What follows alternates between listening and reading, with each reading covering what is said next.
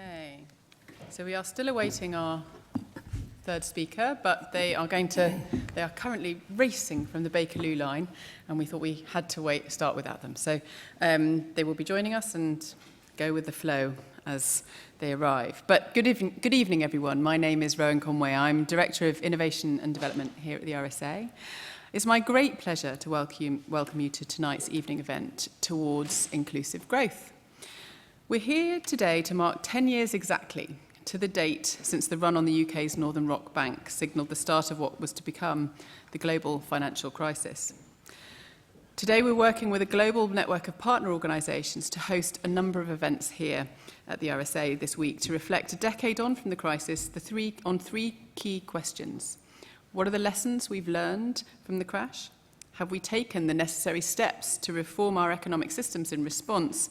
And tonight's particular event looks specifically at growth and inequality with the key question, how do we chart a path to a fairer future prosperity where the benefits of economic growth are more equitably shared?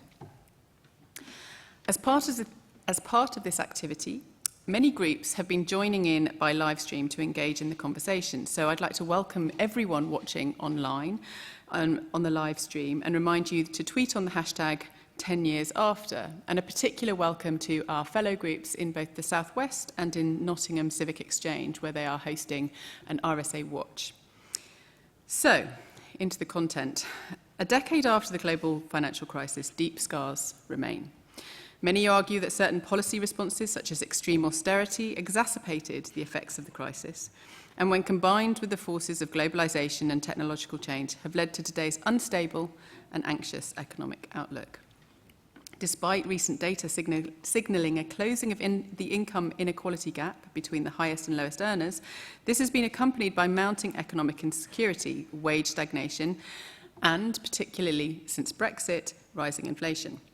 The shock of the financial crisis might have been weathered by buoyant employment, particularly at the low end of the labour market, but this too has been accompanied by rising in-work poverty, with recent research showing that 60% of households in poverty are in work, up from 50% in 2012.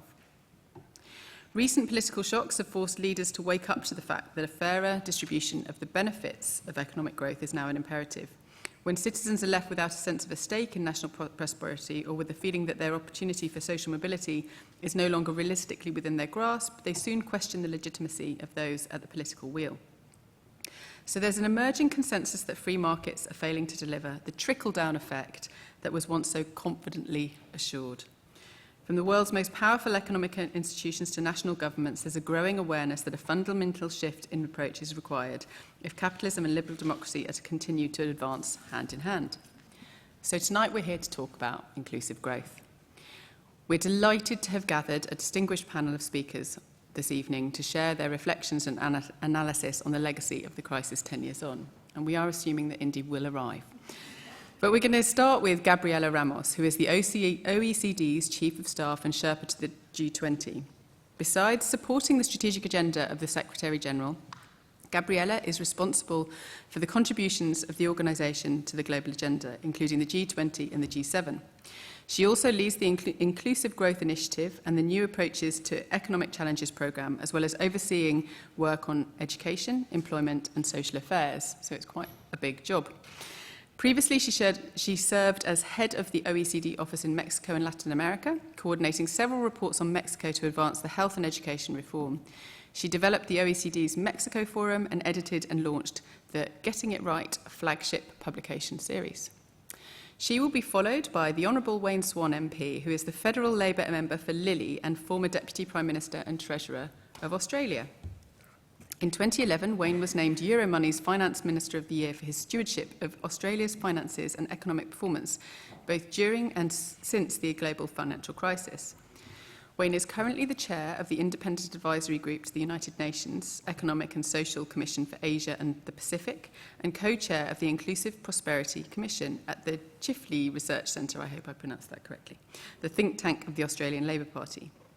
Indy Johar, who will arrive, is an architect, co-founder of 00, a design, strategy and startup studio, senior innovation associate with the Young Foundation and visiting professor at the University of Sheffield. Indy has co-founded multiple social ventures, and he's co-founder of Dark Matter Laboratories, which aims to apply complex system science to urban and regional renewal.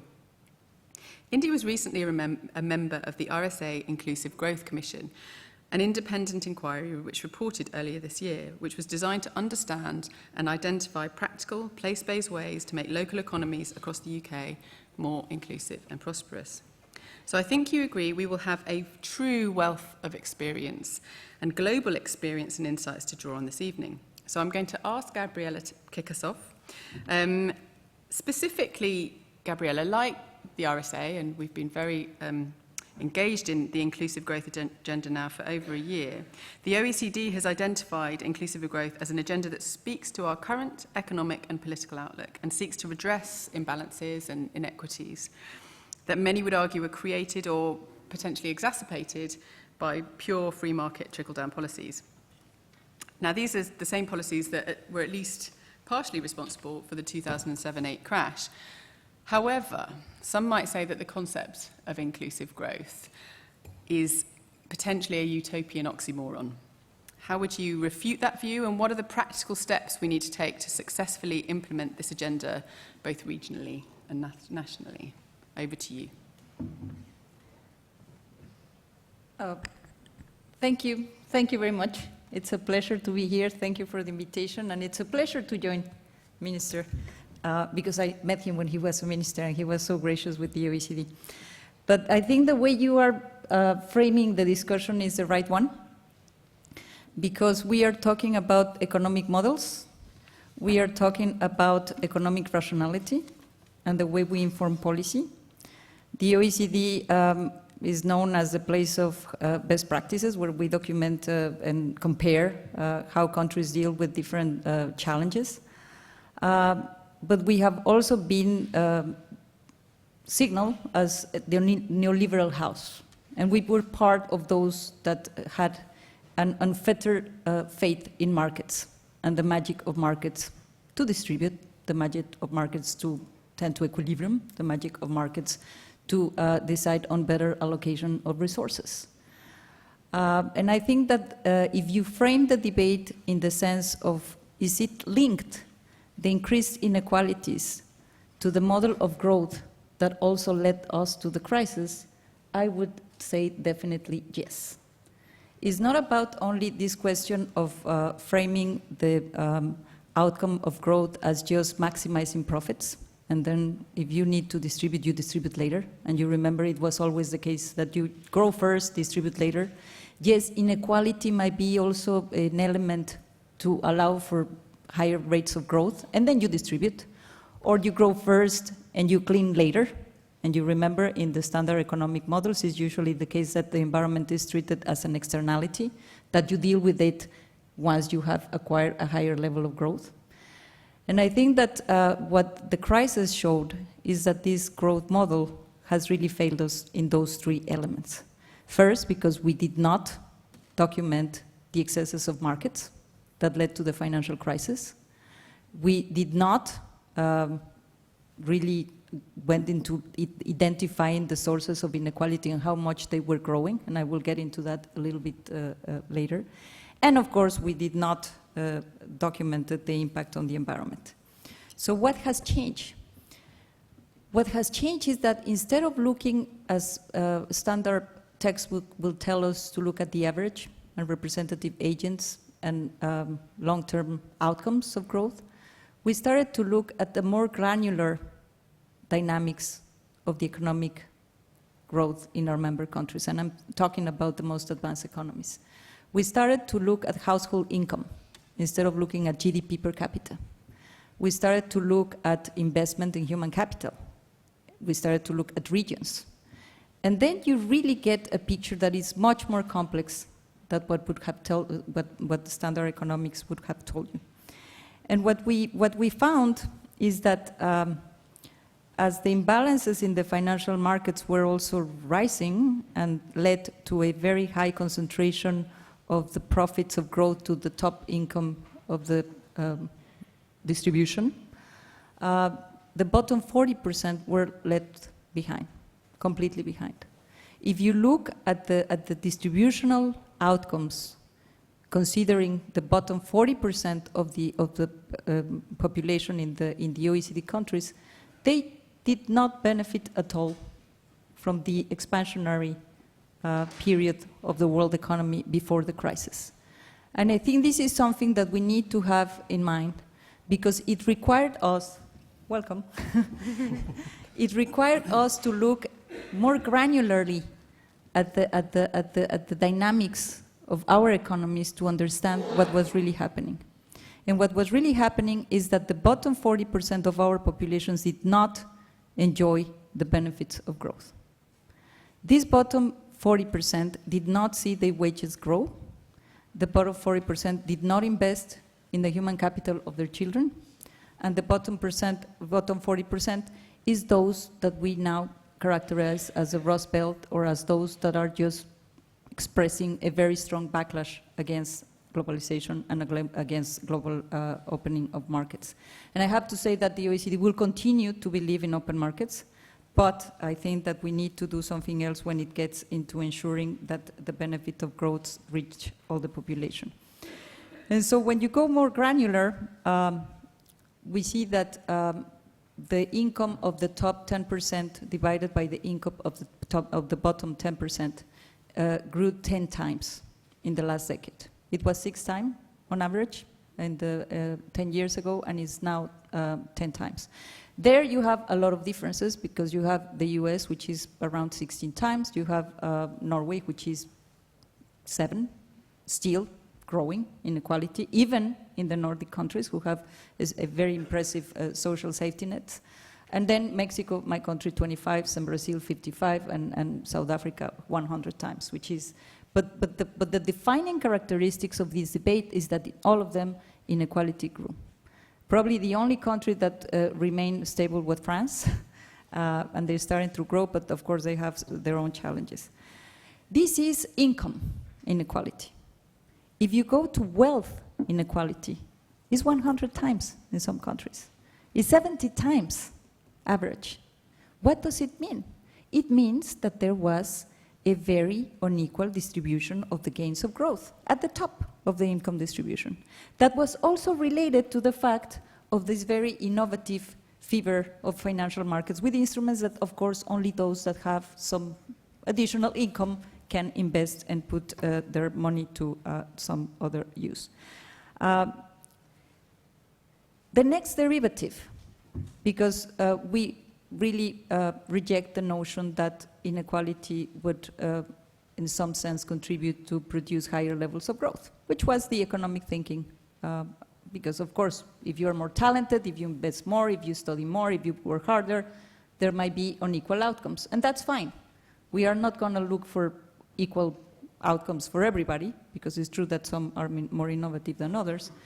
But what is very unfair is that the starting point, the opportunities, were also very unequally distributed. And then you have the bottom 40% that is lagging behind in terms of income distribution, but is also lagging behind in terms of opportunities, and is lagging behind in terms of access to good quality education, is lagging behind in terms of the regional connections, is lagging behind in terms of connecting to the most dynamic parts of the economy. And then if you think about the impressive technological change that our economies are also experiencing, the Internet of Things, the digital revolution, then you really see how much they can be left behind. And we started also trying to link how much children from low-income families would be subject to receiving less quality education. And you know that the OECD is also the house of the PISA study, the Program for International Student Assessment.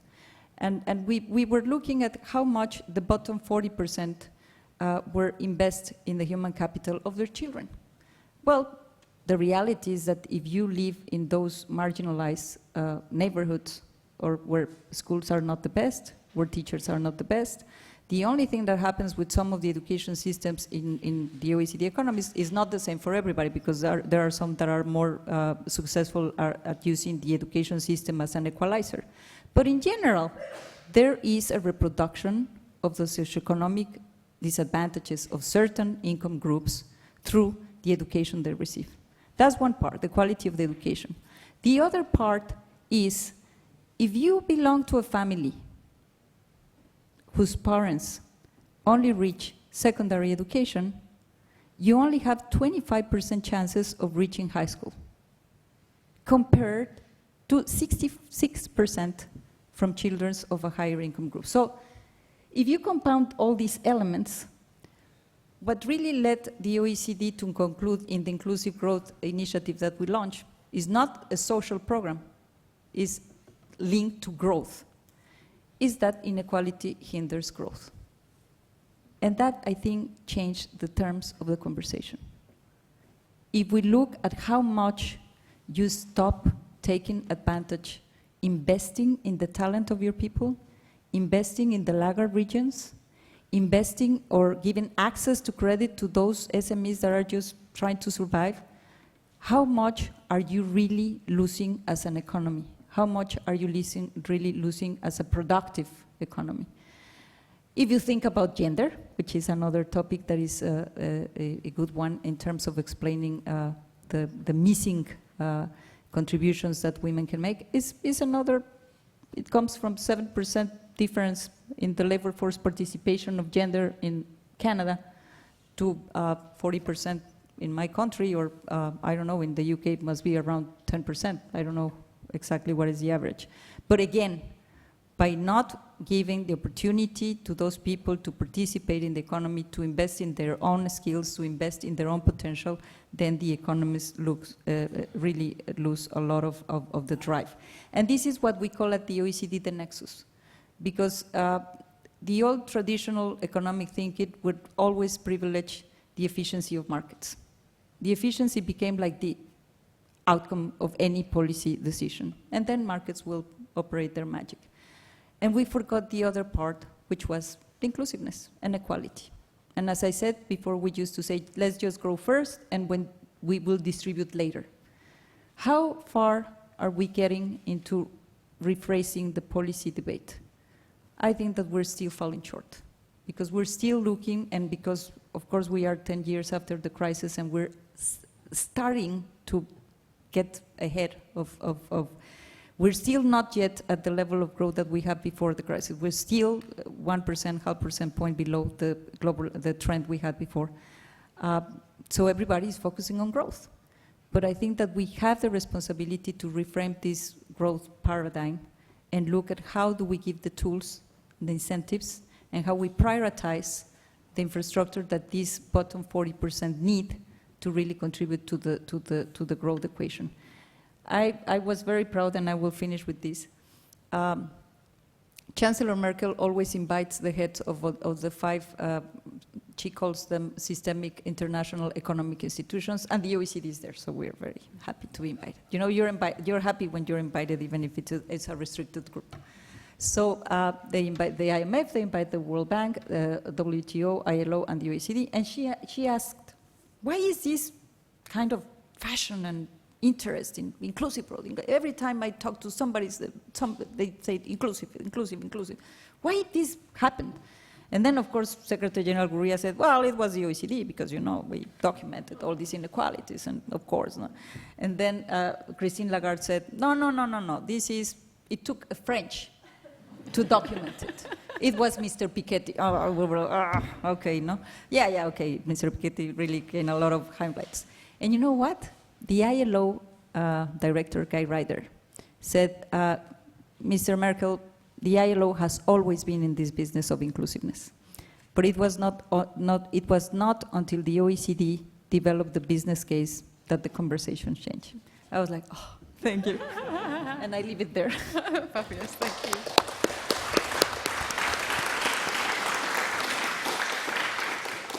Thank you, Gabriela, for that insights into the kind of cold, dark rooms of power, geopolitical power. So we're going to move over to Wayne now, but thank Indy for arriving. And we have already introduced you, so you'll have to look on the when we play that back on the YouTube channel to see what I said about you. But we're going on to Wayne now. As I mentioned at the beginning, Wayne, you helped Australia to weather the storm of the financial crisis, and indeed throughout that time, Australia not only avoided falling into recession, but was the best performing of the world's developed market economies. What were the policies you pursued then to help you achieve that stability, and that you feel we still need to pursue now, 10 years on, to ensure that a more sustainable and resilient global economy where the fruits of growth are more widely shared? Well, I think we learnt a number of things during the global financial crisis, or the Great Recession as it's known outside of Australia. We learnt that very powerful fiscal and monetary stimulus can avoid a Great Depression.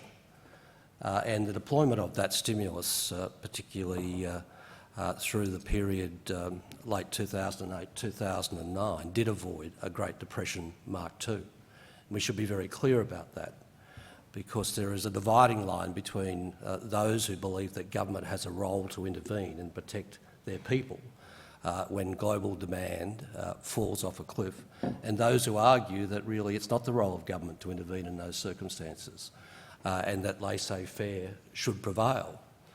Now, of course, those economies that most effectively deployed fiscal and monetary policy stimulus did much better than those economies who either initially deployed stimulus and then withdrew it, namely the UK, or those economies that couldn't get a big enough package through given the magnitude of the challenges that they were facing, namely the United States.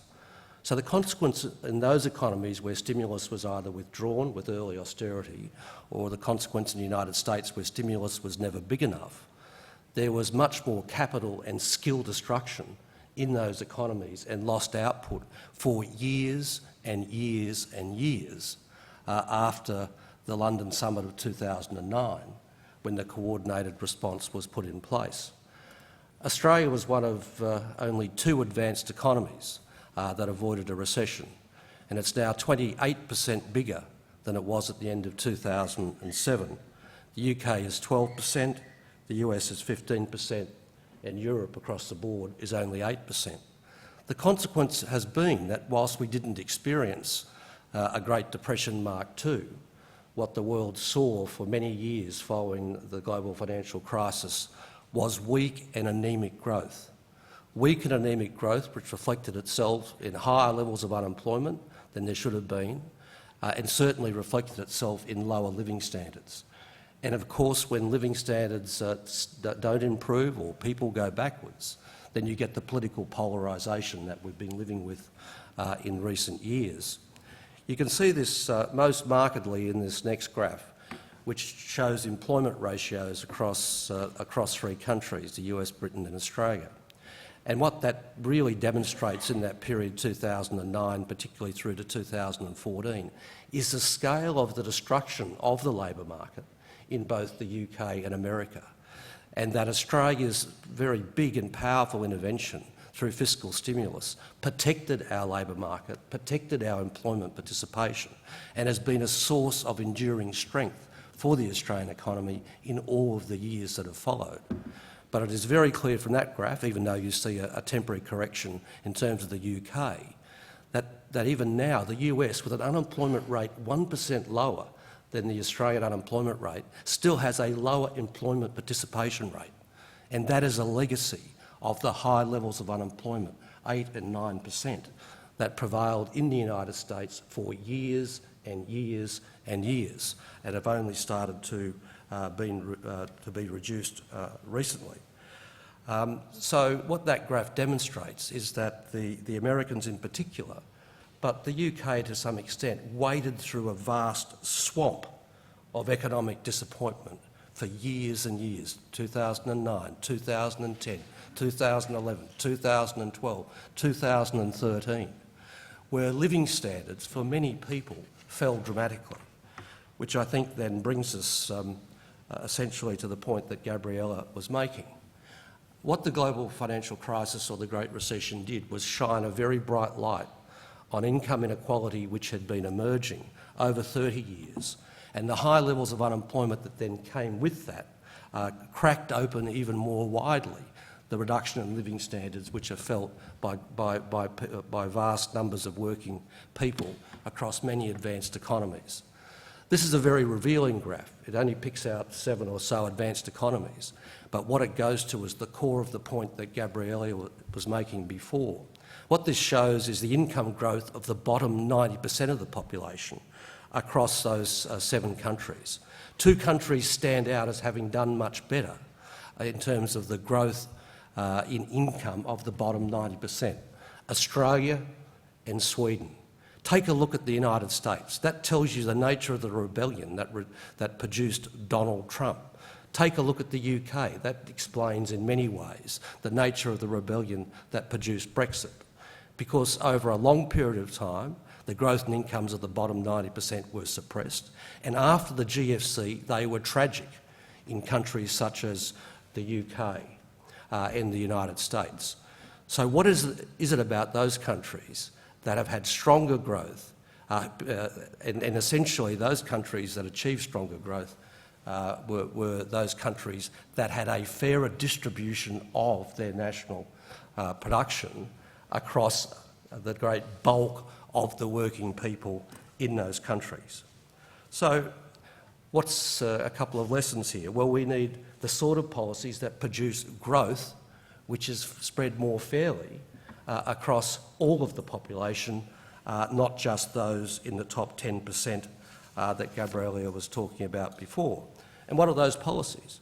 Well, those policies are ones which recognise the importance of fiscal policy as a structural tool to deliver the growth and the fairness at the same time. Gabriela spoke before about the IMF and its conclusions that you grow more strongly if you grow more fairly. You grow more weakly if you are more unfair. And in a sense, that makes common sense, that you can't build a successful modern economy on a shrinking share of GDP going to working people over a 10 or 20 or 30-year period. That's the common sense of the IMF and OECD conclusions about the importance of inclusive growth. What are the policies that deliver that inclusive growth? Well, first of all, there are the distributional policies, the importance of a strongly progressive income tax system, the importance of universal health and education available to people across the board, the importance of fair retirement systems. But I would argue most strongly one of the key differences is pre-distribution. And one of the key explainers of why Australia in particular has done so much better in terms of the distribution of its income over time is our industrial relations systems with a stronger minimum wage, a stronger commitment to a basic set of minimum conditions in the workforce. Unions, this is one lesson, unions are a very big empowerer and driver of inclusive growth. So if you want strong growth and inclusive growth, it requires a fair share of your national product going to labour, and that needs to be more fairly shared at the workplace level before we get to a whole host of redistributive policies that government should and must put in place to ensure that there is also intergenerational mobility. So all of these things are common sense really, but can only be delivered if, in fact, there is concerted international cooperation. It can't just be delivered at the sovereign state level. For example, if you can't have strongly progressive tax systems unless there are international agreements to deliver abolition of rampant tax evasion by multinational companies. Just one example. You can't deliver growth with equity unless trade is organised properly and fairly, and unless organisations like the ILO are taken seriously. You can't deliver inclusive growth if there's not global financial regulation which ensures that the financial system doesn't run off the rails. So I'll conclude where I began. Concerted international action did avert a Great Depression in Australia almost 10 years ago. I fear that if we were to be faced with a similar set of circumstances in a different way, that the political will for the sort of concerted action we saw almost 10 years ago wouldn't be there, because the campaign against the role of the state and the demonisation of deficit and debt around the world has reached such levels that it's almost impossible for many politicians to stump up for the hard decisions and the structural reforms that are required to deliver the inclusive growth that we're talking about today. Thank you very much.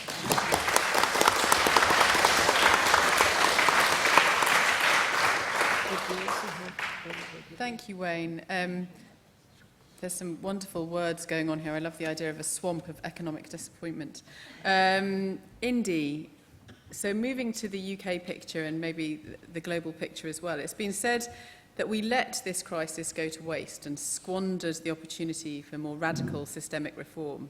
So, as a systems thinker, 10 years on, what are your reflections on the legacy of the crisis? And particularly as a member of the RSA's Inclusive Growth Commission, how do you rate the prospects of a movement for a more devolved and democratic approach to the creation and distribution, or even, as Wayne says, pre-distribution of economic value? Great question. I feel a little bit like a fraud sitting on this table, but let me make a different type of contribution, I suppose. From my background, I suppose what I would say is, let's start with two aspects. One at a dialogue level, which is, let's look at this. Every one of us sitting in this room, every one of us and everyone in London is more impressive than any general artificial intelligence that has ever been made or is likely to be made for the next 40 years. I want you to remember this. You know, you hear all this about AIs and Watson. Well, every human being you've probably ever met is more impressive than Watson. Has more computational power, more contextual capability, more contextual intelligence than Watson will have, or equivalent will have for the next 40 years. Why I want to say that is I think our discourse has become locked and limited to the idea of a very impoverished idea of what it means to be human. And I think unless we can change the language with which we talk and see the human potential, I don't think we can unlock this conversation. This is not, in my perspective, about a 5 or 10% improvement of those at the bottom. I think the only way to actually build and deliver inclusive growth is to democratize the capacity to innovate. We have to democratize the capacity to innovate to drive inclusive growth. Democratizing innovation means you have to democratize voice, expression, care, creativity, and then innovation. And I think it's really important for us to look at this, because I think we're about to hit, in my view, what people aren't talking about, is we're almost living through an Ingalls pause 2.0, a 50-year pause of wages and lifestyles. And why we're hitting that is because I think we've hit the end of centralized control models of value creation. There's a much more systemic debate going on, which is that the way we create value is no longer possible through a managerial lens, a control-driven lens. So if you look at organizations like Teal organizations, I think there's a Dutch care provider, and I can't remember the Dutch name, so forgive me. I think it literally translates as neighborhood care, so if you do the translation. Now, this organization has 8,000 nurses, deals with 80,000 patients, has 80% of the neighborhood care provided, started in 2007. It has 25 people in headquarters. 25 people. Now, I think the future is about changing the way we actually organize much more substantively. And I think automation is going to bring that about, or has the possibility to bring that about.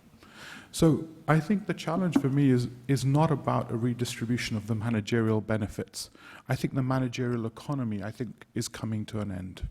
And what we're witnessing is a post-managerial economy give birth. And I think as we saw in the industrial age, the age where we saw industrial blight, I think we're about to see managerial blight. Because actually the cost and the infrastructure and the control capacity of management cannot deal with the complexity of innovation if we're going to drive it.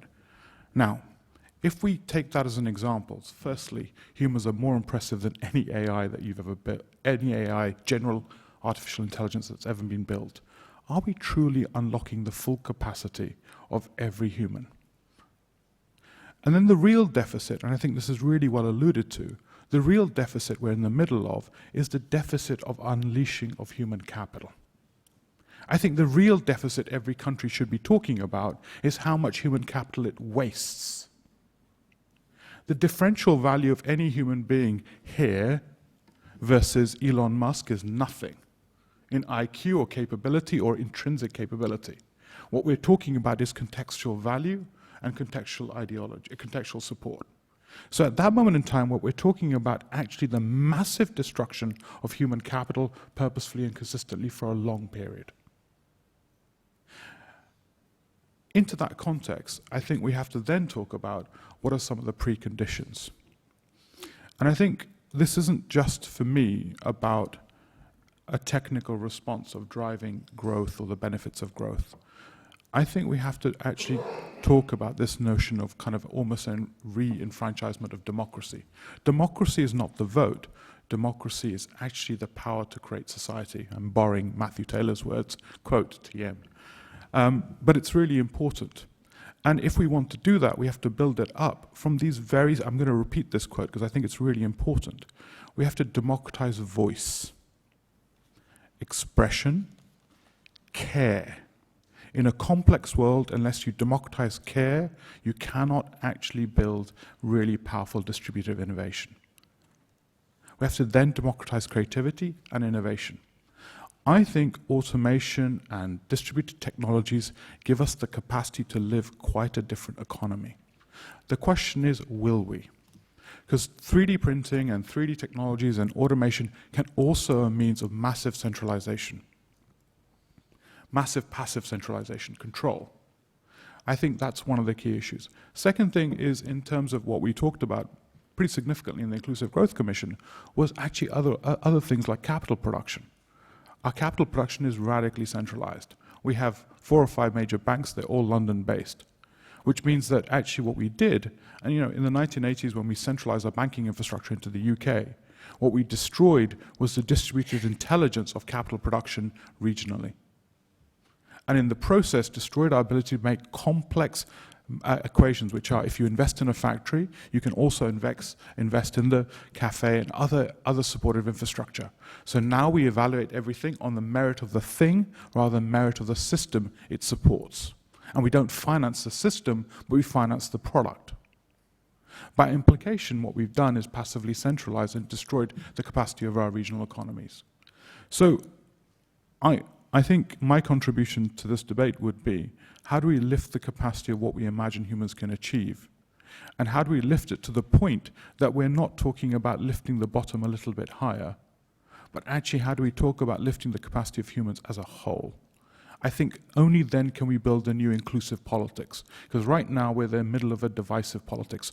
With middle class wages largely stagnant or falling, we cannot build a new politic without actually talking about how do we lift the 99% massively. And that's got to be about really a new capacity development. And I think we have to talk about, as we invested into schools in the industrial age, we have to build the new human development capacity structures. And they won't be schools as we see them now. We have to build whole new institutional infrastructures to not only democratize capital, but knowledge and effectively agency all throughout the country in order to do that. And I think that's the only way we can start to unlock that. I'll end on this, which is I think, I'll bring an unfortunate word to the table, which is I think Brexit has effectively meant that UK has voluntarily jumped off a cliff. And every other country is slowly sliding towards that cliff too. So I wouldn't worry about them either. Because the underlying structures that we're talking about are problematic everywhere.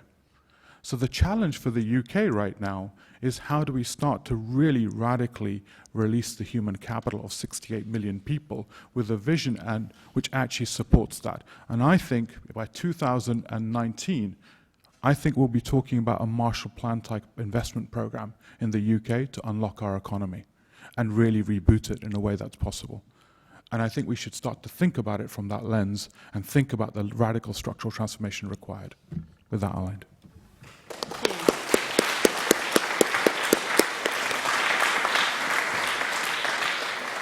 So there's 3 very, very different approaches, and I'm still pondering, is inclusive growth a utopian oxymoron? Through that, it's an interesting one. When you brought us the kind of importance of fiscal policy and actually really the consideration of investments in physical and human capital, and really can we talk about, are there conditions there? So Indy talked about the preconditions for us to actually have debates about this. Are there conditions there to talk about progressive and tax systems and pre-distribution?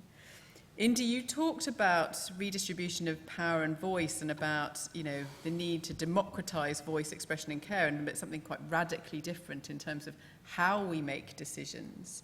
And I'm interested, Gabriela, in that you raised, you know, having described how you've kind of put the plan together for inclusive growth, a number of new approaches to economic challenges to really capitalise, if you like, on the potential magic of markets for good, if you like, and the varying other ways of redistribution or redistributive economic processes. Now, I'm going to start with that question of voice, I think, and I do think of your questions. There is a microphone, and so I'll see your hands, and we will come to questions from the audience shortly. But I'm going to start with a couple of questions. I think you were talking about Buurtzorg, the organisation, the nursing organisation. And that is a radically different way of both finding voice and a network structure of decentralised management. We recently completed a report with the Joseph Rowntree Foundation that explored this idea of inclusive voice, or citizenship and inclusion. And there is a question about what are these structures, these Buurtzorg-like structures, which help us to legitimately represent the voices of citizens in how we define policies, but not just policies, how we act, how we think about inclusive growth. You know, there's a question, might populism prove to be an effective means of giving citizens voice in the design of a new system? What are the tools for including people in inclusive growth? I'll start with you, Indy, but if you have any other contributions. Yeah, I think the challenge I have with the frame is that I think we have to first recognize that we have delivered, I would say, is a form of economic violence on people. And I think the throwback that we're seeing is the effects of that economic violence.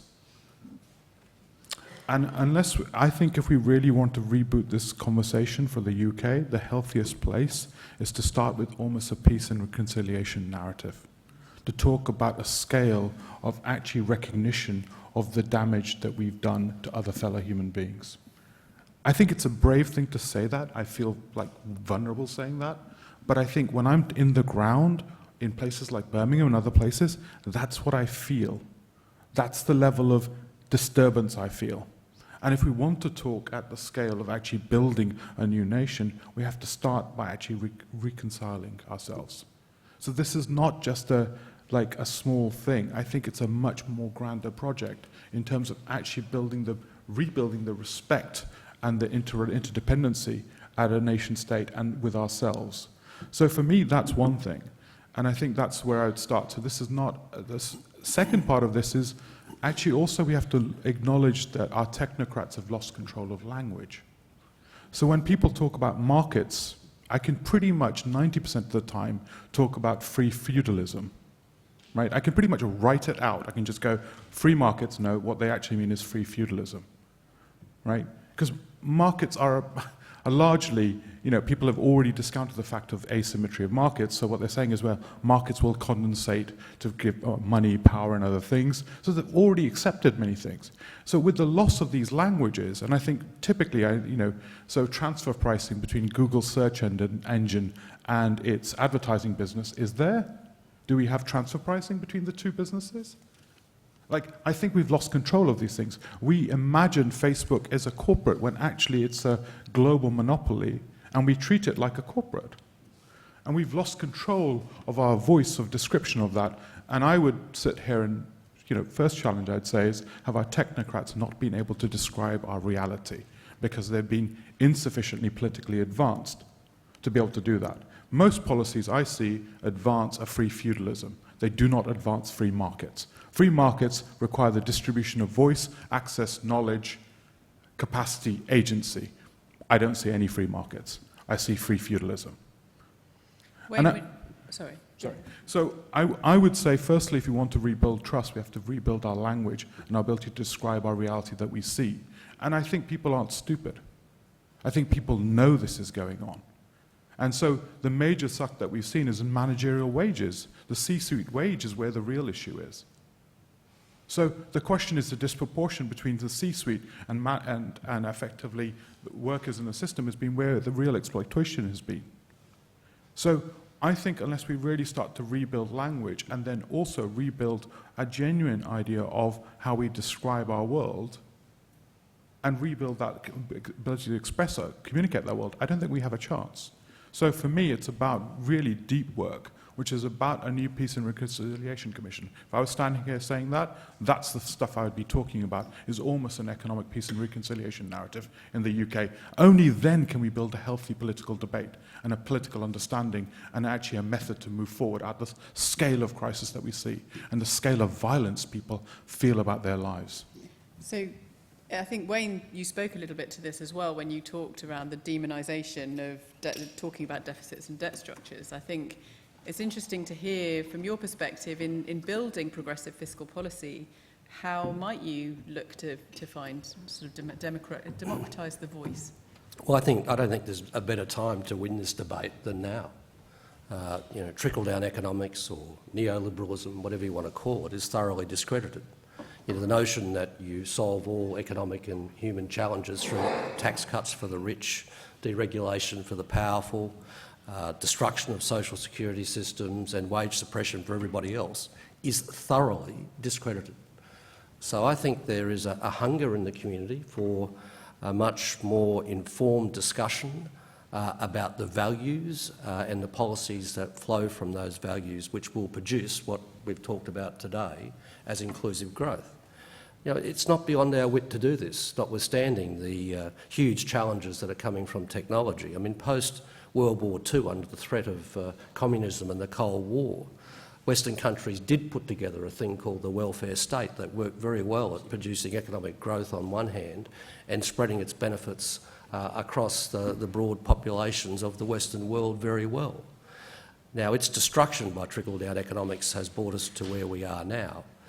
And we are now at a point where the rate of technological change is going to be so rapid that it's occurring at a time where there is also extreme political polarisation. It may be that we're going to go through a period not unlike the early 1900s following the Industrial Revolution, where the destruction of jobs through technology is going to be much greater than the jobs created that flow from it. And that could go for a short period of time, or it could endure for 20 or 30 years.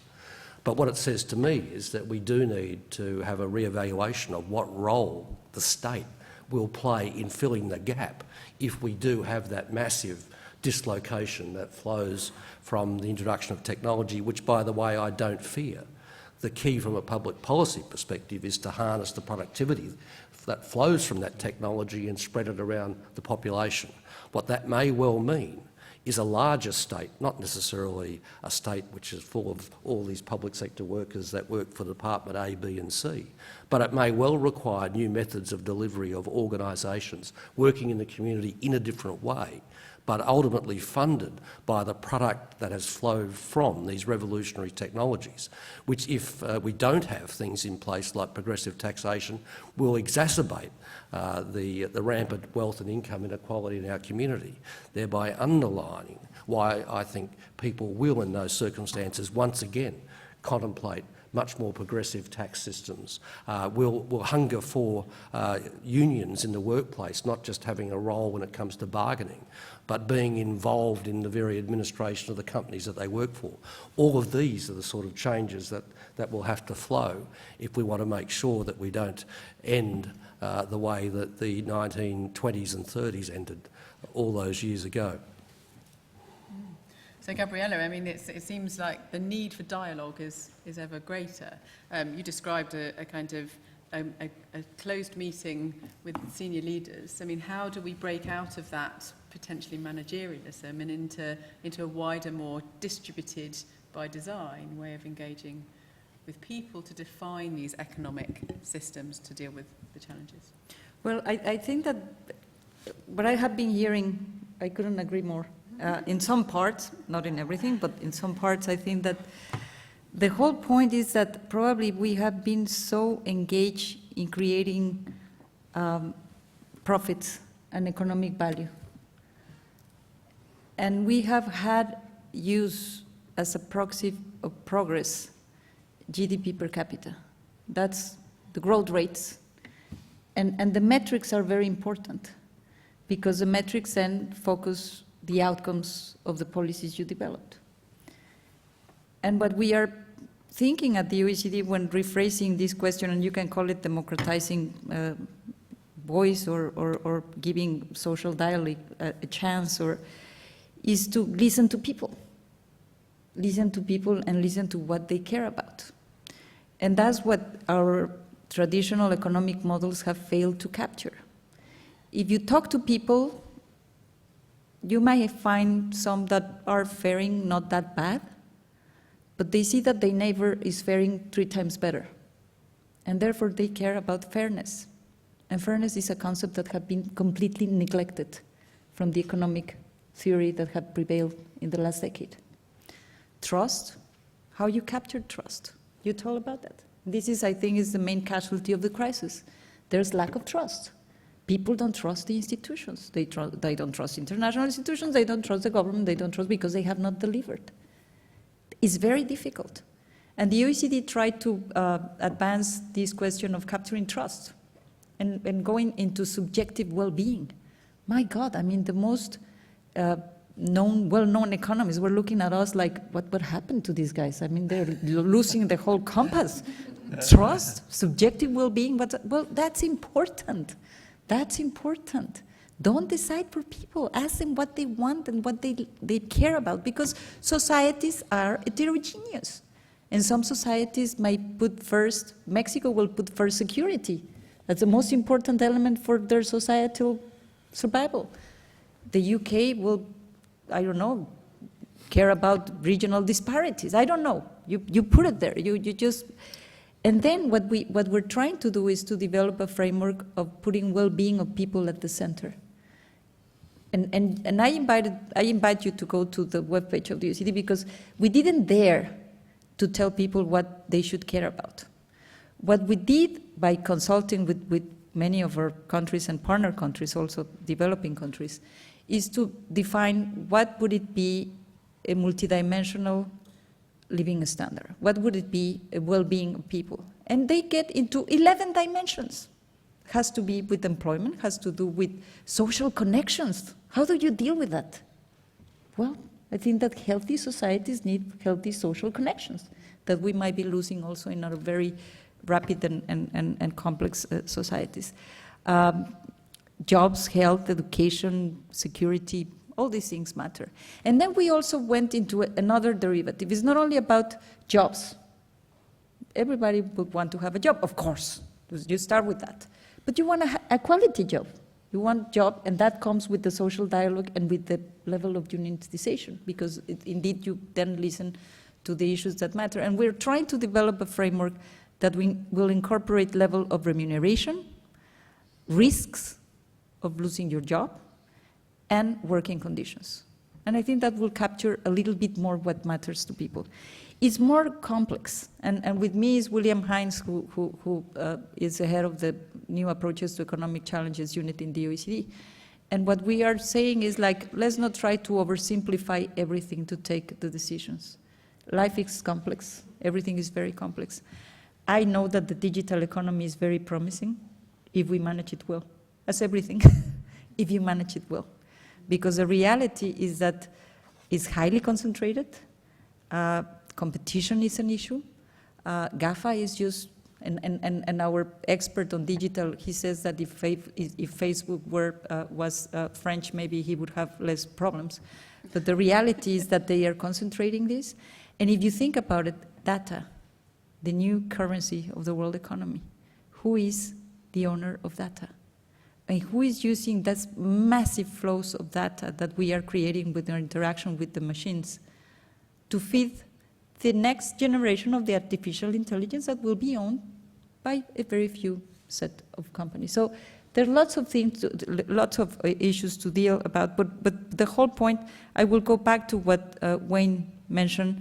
Dennis Snauer is developing a concept, and actually it's very close to what you also said, the enabling state.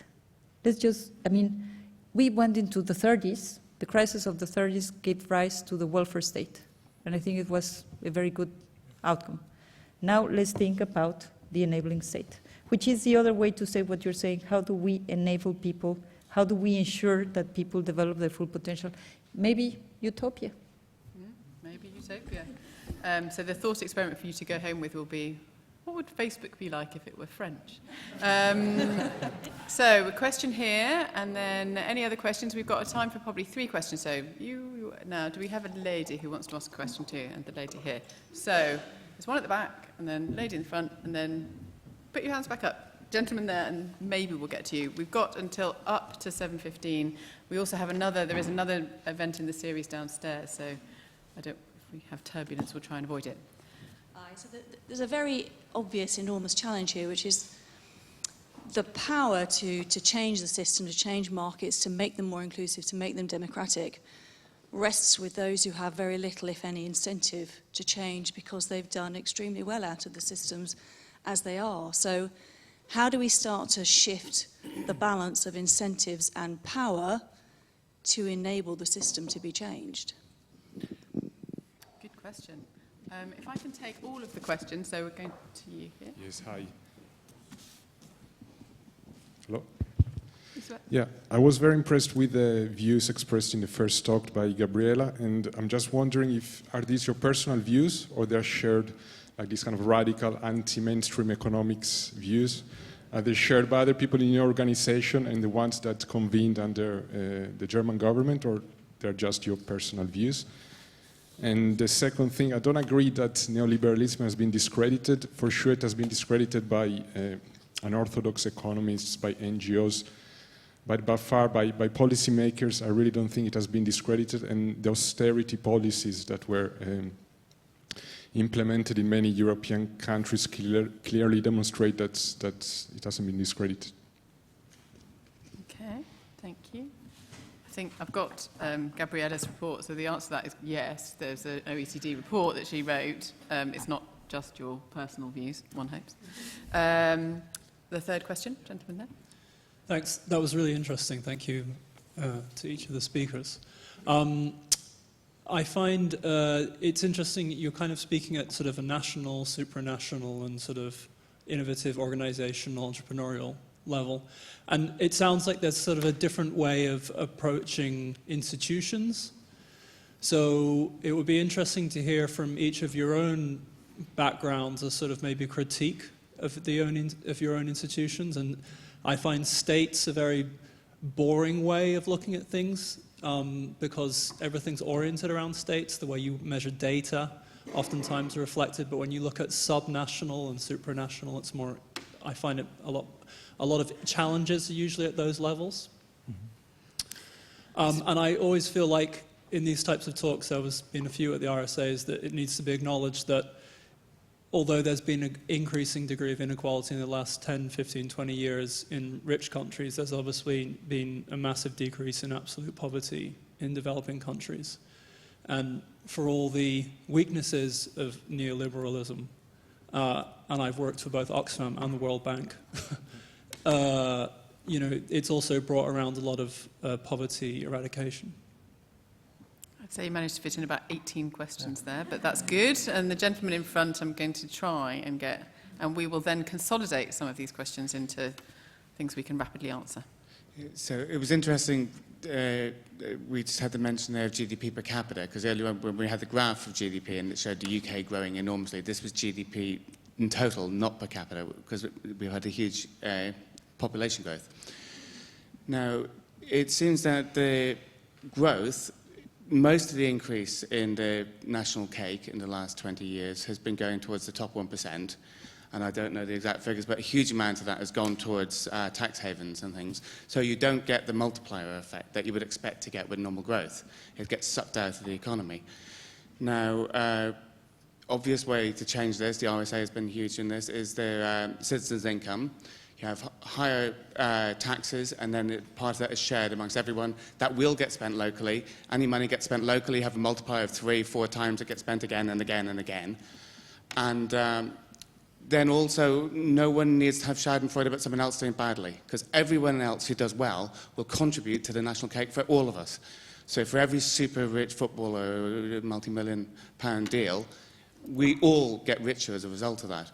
Now, can anyone tell me what's wrong with this picture? Why is not every single economist in the world arguing in favour of this, unless they're all just working on behalf of the people squirreling money away in tax havens? Okay, citizens' income.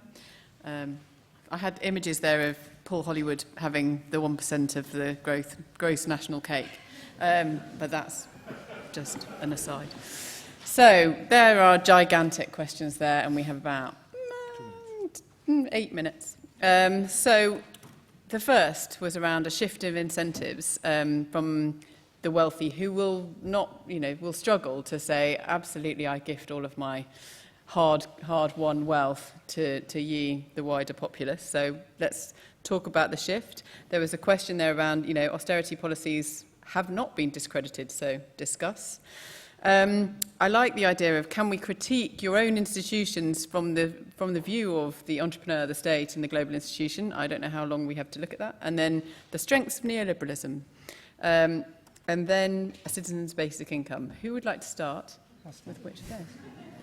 Just on the first question, there's no doubt that inequality not only poisons society, but it empowers big money to take over and run politics. And that's why we're getting the outcomes we're getting. It's the power of big money. It's brute force being applied across democracies. And it devalues the whole principle of one vote, one value in a democracy. So a whole range of political reforms need to take place if we're going to break down the power of big money, which is responsible for putting in place the sort of regressive tax systems that are part of the problem.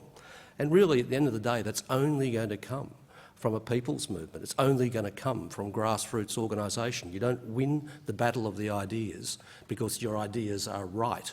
You win it because you marshal people behind it and they take political power.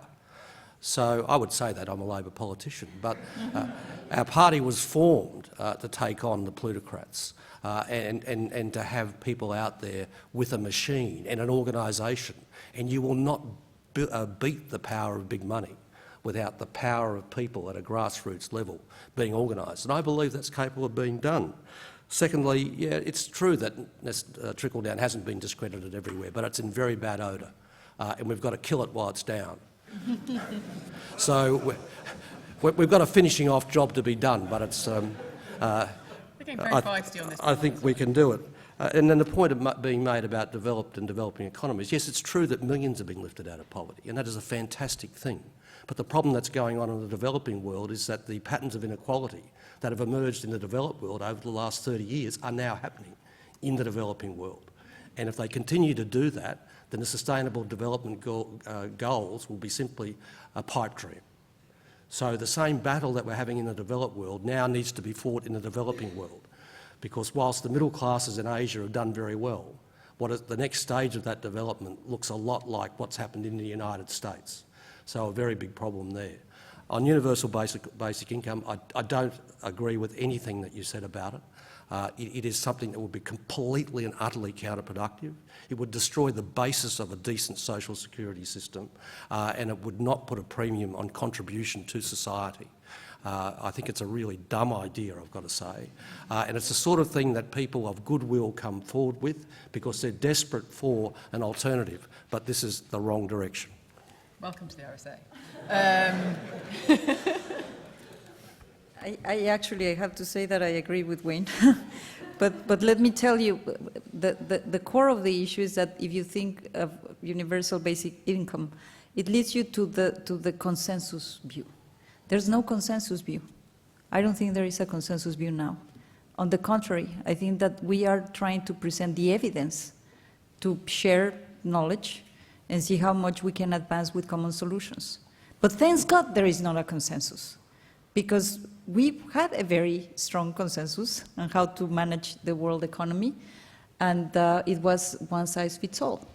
And so it really depends, and I think the question on institutions is very important, because we just neglected the institutional setting in which policies are being taken place. And institutions matter in terms of course, government institutions, but also cultural institutions, social institutions, and the definitions really need to go down in terms of what country you are in and what problem you are facing. And we really need to get away from the one-size-fits-all that had been chasing us for so long. The question of decreasing poverty, I would invite you to take a look at what is the distribution of income in India and in China. No doubt, it's great that they have managed to lift so many people out of poverty, but it's just so skewed. Had nothing to do with in countries that have no social safety nets as developed as we have in the most advanced economies. So I think that there is a lot to be done there also in terms of continue to build a system that is more equal and more shared. Let me tell you then, one of the good outcomes, I think, in the international debate lately, there should be some highlights, I think, and some good outcomes of the international debate, is the work that we have done with the G20 and with the support of all the G20 members on addressing tax evasion and tax erosion. Tax evasion, of course, it was illegal, and we just went to get for automatic exchange of information and try to eliminate the basics of tax havens. But then you go into base erosion and profit shifting, which was not illegal. We allowed for companies to maximize and minimize their tax income. And so I think that these two elements, we have now 80 billion of additional revenue that the tax administrations are getting just by these agreements. And I think that if we just apply that money to redress the imbalances in terms of the inclusiveness that we need to achieve, I think that will help. The question of the political economy of reform, that's a hard one, because it's true that inequality is not only inequality of income, it's inequality of access, and access to the political system and to those that take the decisions. But we are an evidence-based organization, and we think that evidence might find a way. And I want just to share with you that I was 2 weeks ago presenting a report that we did, and that's probably some lessons to take on the telecommunications sector in Mexico. The public monopoly was transformed into a private monopoly that was just extracting fantastic rents. And it was impossible because the man who owns this is one of the richest men in the world, and he was just paying all the political campaigns. No matter what was the candidate, he will pay it left, right, center, it doesn't matter. He covered all the angles. And so you question, how are we going to break this monopoly? It's impossible. And we did a report just to answer the question, how much is the Mexican economy losing out of lack of competition in the telecommunications sector? And it was 2%. Could be 3, could be 1, could be 5, it doesn't matter. The model gave 2%. Legislators and the new president, Peña Nieto, could not stand with that. And they just grabbed the information and produced a fantastic reform that we just analyzed. Of course, the owner of the telecom company was not very happy. But you know what happened? It's amazing. 70% reduction of telecom prices in Mexico, and 50 million new subscriptions out of 120 million Mexicans. I think the power of evidence might help us to break down this very difficult conundrum. Thank you. Indy, would you like to close for us? Thank you. I suppose I'm going to go back to language. I'm less interested right now in politicians, because I think what's more interesting is the Overton window to which politicians dance. And I think what's becoming very interesting for me is that the Overton window is what people like Nigel Farage moved over a period of time, and the politicians danced to the shifting of the Overton window.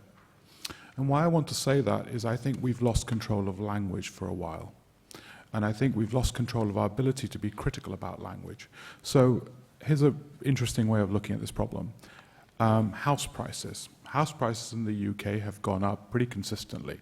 I assume everyone in this place, in this room, has a house, and you've gone up and exceeded in value. But say, let's, as a working example, Now, in house prices, what's actually gone up in value? The house itself?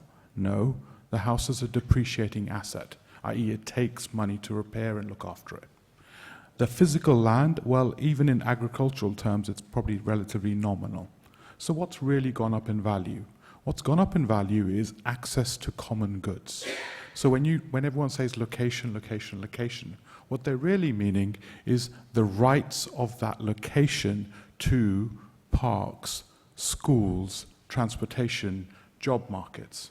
So when you trade your house, what you're really trading is access to those rights and the utility of your house.